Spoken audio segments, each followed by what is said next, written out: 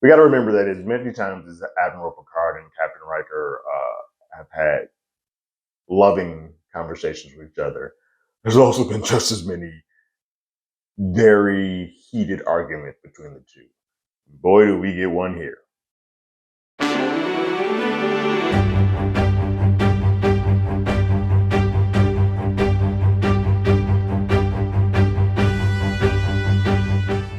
Hello, everyone. Terrence here with Hollywood Already Did It. If you haven't already, go ahead, like, share, subscribe to the channel, leave a comment, ring that bell below. Anytime we have something, you will be among the first to know. The third episode of season 3 of Picard is here. It's called 17 Seconds. And we pick right up at the end of last episode where Shaw is trying to evade the Shrike with Captain Vadic and has been sort of taken over, if you will, by Admiral Picard and Captain Riker. The chase is still on. They're trying to get Jack, and you start seeing some of the Starfleet staff who are in bad ways, are in the sick bay, getting hurt. They start responding and looking at Jack in a negative way, like, "Yo, this is your fault. Why are you here? Why are we protecting you? Like, who are you, and why do we care?" Picard at this point realizes that, like, hey, look, Vladek could have shot us down at any point in time. She's toying with us. She's doing something with us to do a long game. We need to sort of take a little bit of time to figure out what it is she's doing and what she wants. So they come up with this plan to go sort of deeper into this nebula so that the sensors drop. So they lose sensors and then thus lose Vladek. That's sort of the plan. It works for now. I think it's just a shot of before. That's all it says at the time when right before Riker's son is born, and Riker and Picard are having a sort of a celebratory drink. The Scotch. Riker just had his firstborn with Deanna Troi, and they are kind of commiserating and talking about it. At this point, obviously, Picard is not a father, and Riker sort of telling him how much it means to be fatherhood, and he knows. He's like, "Hey, look." It was touch and go for a moment there. I didn't know if I would see my baby boy. Um, they told me that I need to get to Deanna, to the birth. And as I was making there, I could count in my head the 17 seconds it took me to get there. Like I could feel those 17 seconds. And in that 17 seconds, I saw my life flashing before I saw my kid's life flash before, from start, middle to finish. I saw it all in that moment. Picard says, yes, in those 17 seconds it took you to get there, that is when you became a father. And there's nothing else that sort of prepare you for fatherhood until you realize that, hey, there's a chance you may not have it, or it may not be there for you. And so Riker kind of tells Picard, look, I hope that someday you are able to feel that feeling. Like, I hope that you get to enjoy fatherhood. We then get to see a brief moment of Deanna kind of calling to Troi, like, hey, I appreciate y'all having scotch and cigars and all that stuff, but this baby is out here wilding. I'm gonna need you to come back home and help me out with this kiddo and bring that drink. I'm gonna need that too. So it's good to see that Deanna is still a part of it, because we hadn't really seen her. We have seen her off screen. We've not seen her yet, which is cool to say that she is part of the TNG rebranding. Granted, we've seen her in other seasons, but it's good to sort of see her with the rest of the crew kind of coming back. We then return to the present day, and we have a brief moment between LaForge, our current LaForge's daughter, and Seven of Nine. She goes to see her Seven in the quarters where she's sort of being detained. And at that point, she just kind of says that I see you and I respect you, and that people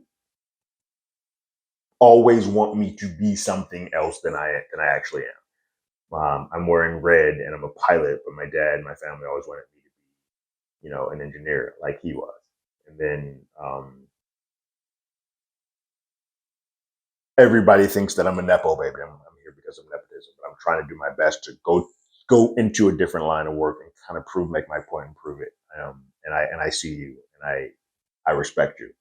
And she calls her commander of Seven to say that, hey, I'm choosing to give you the name that you decided to use, as opposed to the one that Captain Shaw always uses.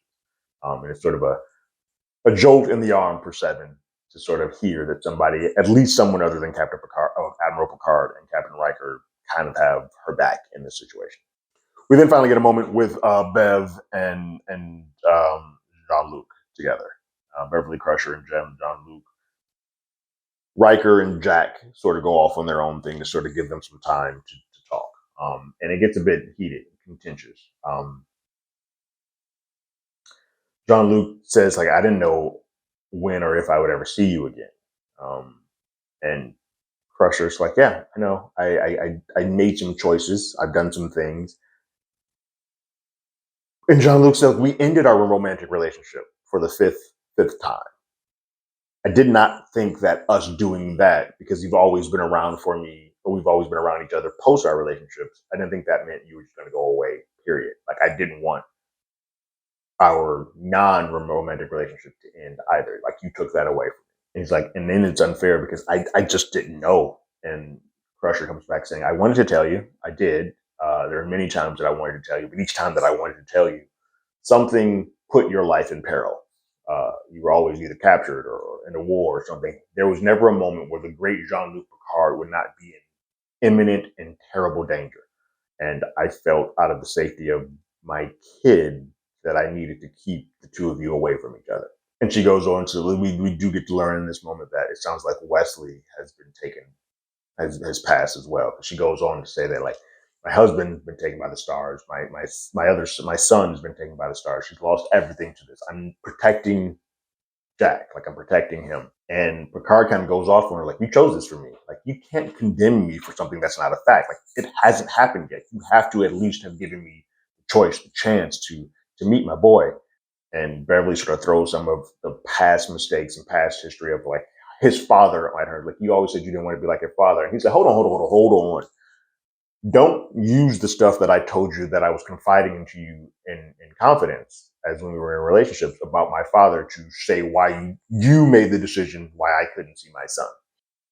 And truthfully, she just comes out, like, look, if you're the son of Jean-Luc Picard, you're going to always have a target on your back. They're going to be coming for you at all times. I didn't want that for my boy. And their conversation sort of ends when, as they're about to leave, Picard asks, like, hey, didn't I deserve a chance to know? Like, didn't he deserve a chance to know? Is at that point when she says, like, I when he was of age and could handle it, I did tell him who his father was, and I did let him know. He knows. He chose not to reach out. And that's when Picard says, just chooses at that point to leave it. It's like, okay, got it. Then there's nothing I can do about this. While this conversation is happening, Riker is having a conversation with Jack outside. Riker's being weird. He's staring and smiling at Jack, like, Jack's like, what the hell? What are you smiling and laughing about? Like I'm some science experience. Like, well, you kind of are. I saw you being created 20 years ago through the hallways of the Enterprise. You know, that's a wild thing to say. Like, I saw your mom and your dad feeling on each other and feeling each other, and you're the product of that. You can't tell that to kids. That's, what is wrong with you?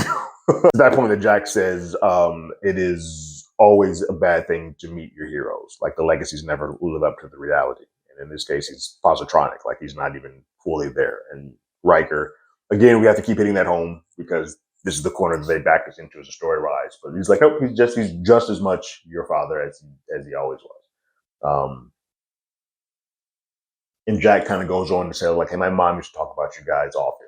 She would have, her eyes would light up and she would start telling these stories. And then her eyes would get sad and she would just stop. And these stories started bringing her sadness. So at that point, that Jack asked Riker, like, hey, do you have a family? And Riker's like, I do. I have a daughter and a wife. And he says he had a son in past tense. So we now know that the son that he was talking to Picard about is no longer with him. And so for Riker, there is a bigger onus for Picard to talk to Jack and mend that, because he knows what it is like to not be able to have that conversation with your son. As they're about to leave, one more thing. It is important to note that Beverly doesn't think any of this is occurring because they're coming after Jack. Because Jack has done shady things, but Jack hasn't done enough to have, that's not a bounty ship, she feels. Like, that's a warship. A warship that is normally designed to come after somebody like Jean-Luc Picard. Somebody knows something about his lineage, and that's what she feels like this isn't about Jack. This is about you. But they head back to the bridge because Picard's like, yo, let me apologize to Shaw for putting everybody in peril. I made a rash decision. We need to go talk to them. It's not at that point that Riker pulls Picard to the side. Is like, hey, you need to talk to your kid. Like, you need to fix this now. You're going to regret it if you don't. And Picard's like, it's irreparable. Like, there's nothing I can do at this point. It is what it is. Picard heads to the bridge to go talk to Shaw, but as he's doing that, they are attacked. Vladek has found their whereabouts again and keeps finding them, which is sort of a red flag for Shaw. But he keeps firing them, and then Vladek just firing on them, and they take some heavy damage to the point that Shaw gets injured. At that point, Shaw's like, look, I ain't bringing this on myself, so I'm going to go to sick bay. I'm going to transfer power to Riker. Captain Riker, you are now the commander and runner of the ship. And then Riker starts going into captain mode. And then Picard becomes his number one. And in that, they create sort of a concussive blast that allows them a little bit of space in between them and Vladek. Vladek goes, the Shrike goes spinning off a little bit. And the Titan is able to kind of get away a bit to get some breathing room to kind of reassess. We then catch up with Worf and Raffi. Worf is training to some classical music that may sound familiar to a couple of Picard First Contact fans. But he's training.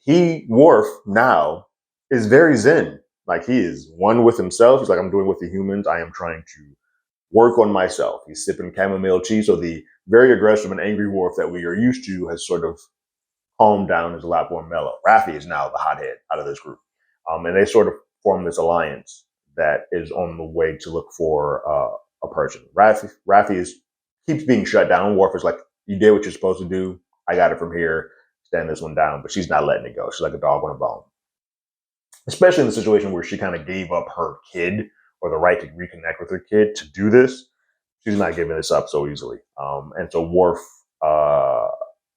gives her the name of Titus Ricca as a person of interest. So they're on their way to go find them and to do a little bit of investigating. While in the sick bay, Beverly is getting in her doctor mode. She's not the doctor of the ship, but she is kind of reassessing people whose injuries and whatnot. And in this, the doctor is kind of being dismissive of her. Like, look, we've had a lot of technological upgrades since your time, so I don't have time to explain all this to you. But in that, she does not catch a bleed that is happening to Shaw internally.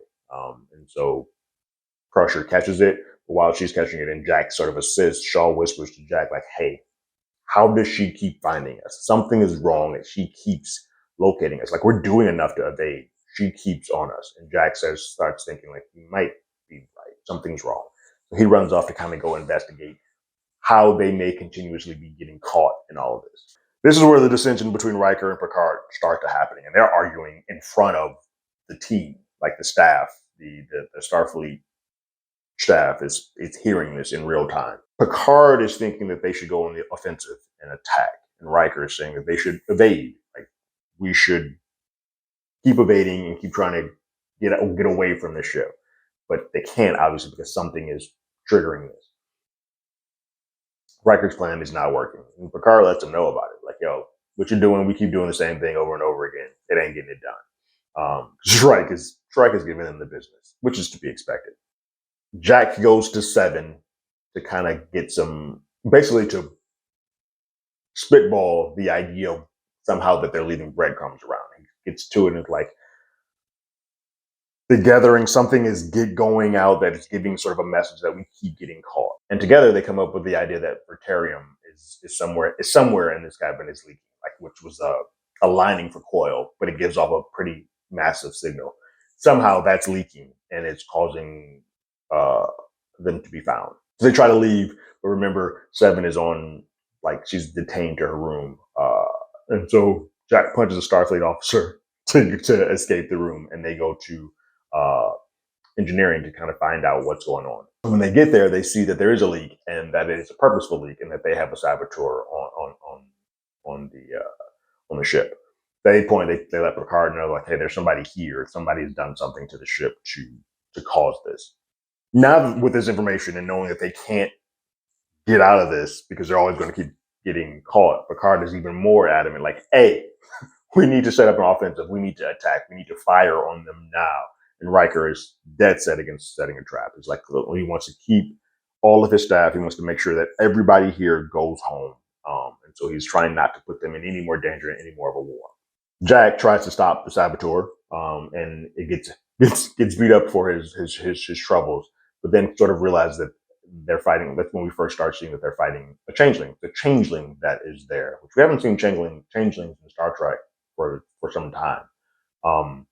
But see a changeling on the ship. He overpowers and he knocks him out and he takes off. And at this point, Jack doesn't have a mask on, decided to stop breathing in all of this toxic air. And he sees Seven in the dream. Seven does try to help him.